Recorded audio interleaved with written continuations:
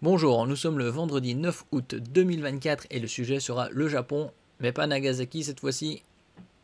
Il s'agit de tremblement de terre.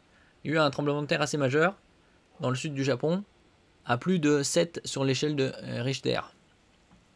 Il y en a eu quelques tremblements de terre, enfin il y en a toujours, mais c'était à Taïwan, c'était il y a quelques mois, et c'était assez important puisque c'était plus de 6. Et là, cette fois-ci, c'est au Japon. Et d'après certaines rumeurs, ça pourrait être le présage d'un méga séisme par la suite. Bon, après, c'est très compliqué de prédire les séismes, à quel endroit, à quel moment. Et est-ce que c'est des signes annonciateurs? Il faut tellement de données pour les recouper et prédire les futurs tremblements de terre. Le Japon en alerte contre un possible méga séisme. Le Premier ministre annule ses déplacements. Il y a eu à peu près 13 ans et demi déjà maintenant. C'était le 11 mars 2011. Il y a eu un tremblement de terre au large du Japon. C'était d'une magnitude 9 avec un tsunami et plus de 20 000 morts. C'est la première fois qu'un tel avertissement est émis depuis la mise en place d'un nouveau système d'alerte après le séisme dévastateur survenu en 2011. Ah, le temps passe, hein, déjà 13 ans. N'oubliez pas de vous abonner pour plus de news nationales, européennes et internationales sur ce monde merveilleux dans lequel nous vivons.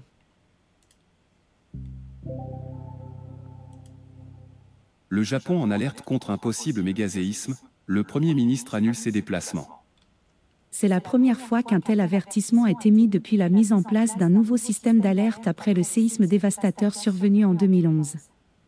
Des experts nippons ont mis en garde contre un possible mégaséisme après la secousse de magnitude 7,1 qui a fait 8 blessés jeudi dans le sud du Japon. La probabilité que survienne un nouveau tremblement de terre puissant est plus élevée qu'en temps normal, mais cela n'indique pas qu'un séisme se produira avec certitude, a précisé l'agence météorologique japonaise, JIMA.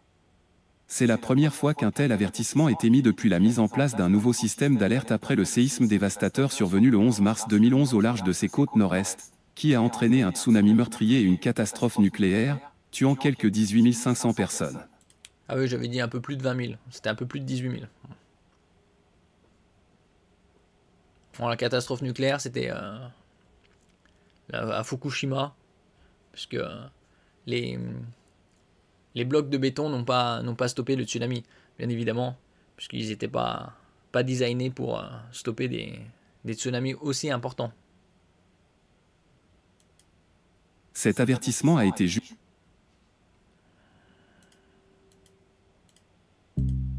meurtrier et une catastrophe nucléaire, tuant quelques 18 500 personnes.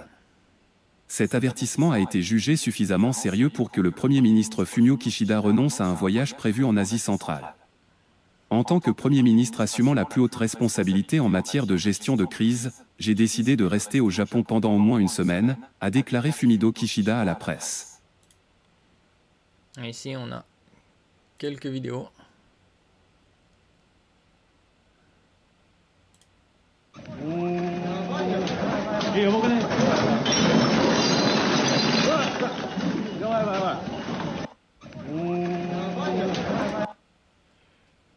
Alors ici on a la magnitude, 9 étant le plus élevé. Le plus élevé enregistré dans l'histoire, c'était dans les années 1960 et c'était au large du Chili et c'était 9,5 sur l'échelle de Richter. Là ici on a la profondeur entre 0 et 49 dans le sud du Japon.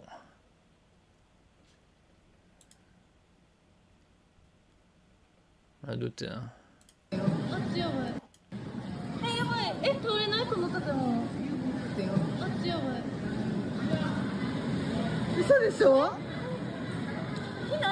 Ça tangue comme sur un bateau là.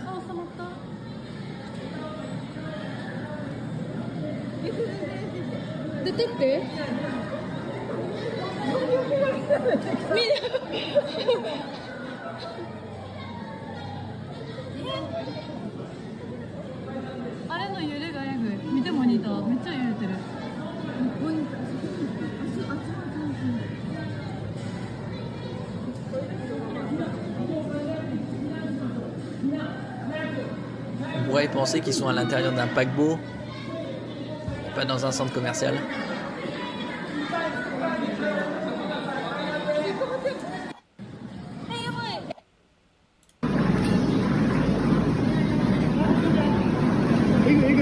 Ah, c'est dans un bowling.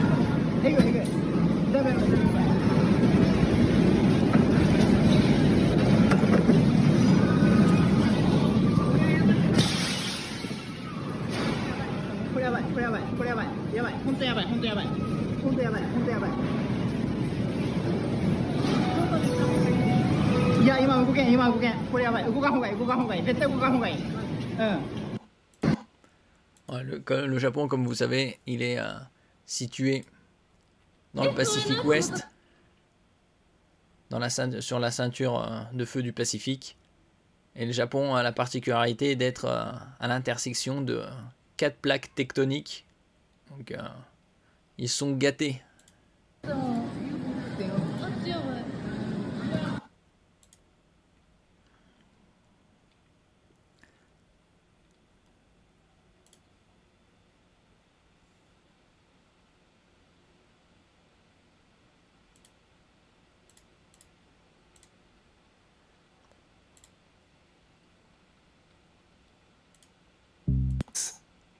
L'agence météorologique japonaise a prévenu que si un séisme majeur devait se produire, celui-ci engendrerait de fortes secousses et d'importants tsunamis.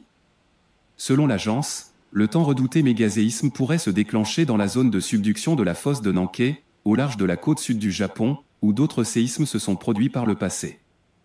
Jeudi, des feux de signalisation et des véhicules ont été malmenés pendant cette secousse de magnitude 7,1 mais aucun dégât important n'a été signalé. L'agence de gestion des incendies et des catastrophes a rapporté que 8 personnes avaient été blessées, plusieurs en raison de la chute d'objets. Carrefour. Il y avait un séisme au Japon, celui-là de Kobe, dans les années 90, c'était quelque chose en 94 ou 96, et celui-là avait fait quelques milliers de morts. De plaques. Au carrefour de plusieurs plaques tectoniques le long de la ceinture de feu du Pacifique, le Japon est l'un des pays où l'activité sismique est la plus importante au monde. L'archipel, où habitent quelques 125 millions de personnes, connaît environ 1500 secousses par an, de faible magnitude pour la plupart.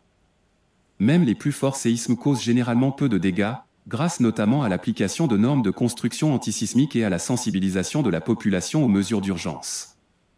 Le gouvernement nippon avait précédemment établi qu'il existait une probabilité de 70% qu'un mégaséisme d'une magnitude équivalente à 8 ou 9 frappe le pays dans les 30 prochaines années. Cette secousse pourrait toucher une part importante de la côte pacifique japonaise et menacer quelques 300 000 personnes, selon les experts, et causer près de 13 000 milliards de dollars de dégâts, selon les experts. En comparaison, 13 000 milliards par rapport au PIB japonais, le PIB japonais est aux alentours de 5 000 milliards. Donc ça aurait été 2 fois et demi le PIB japonais. Il y a aussi évidemment le Big One aux États-Unis qui est de l'autre côté du Pacifique, le Pacifique Est, sur la côte californienne, qui redoute aussi un super séisme de plus de 9 sur l'échelle de Richter. Prédiction impossible.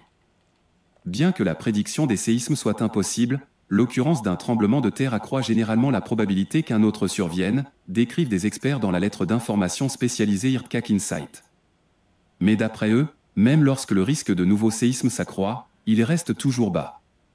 Les autorités nippones rappellent aux habitants qui vivent dans des zones à risque de prendre certaines précautions et leur demandent par exemple de connaître l'emplacement de l'abri le plus proche de chez eux en cas d'évacuation.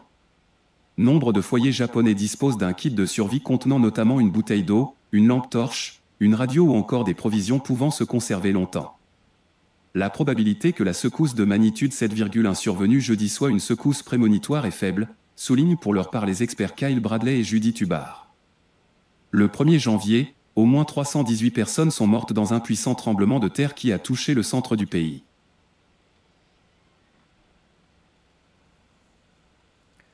Et donc oui, il y a des rumeurs, on va dire entre guillemets, qu'il y aurait un super séisme, comme ils disent, dans les 30 prochaines années. Il y en a qui pensaient que c'était déjà le cas pour celui de 2011. Après, c'est un parmi tant d'autres. Parce que celui-là de 2011 était au large du Japon. Et il pourrait y en avoir un qui soit directement au cœur du pays. Comme pour le Big One qui est pressenti aux États-Unis, en Californie. Merci pour votre écoute. N'oubliez pas de mettre un j'aime, un commentaire, de partager et de vous abonner à la chaîne. À la prochaine fois.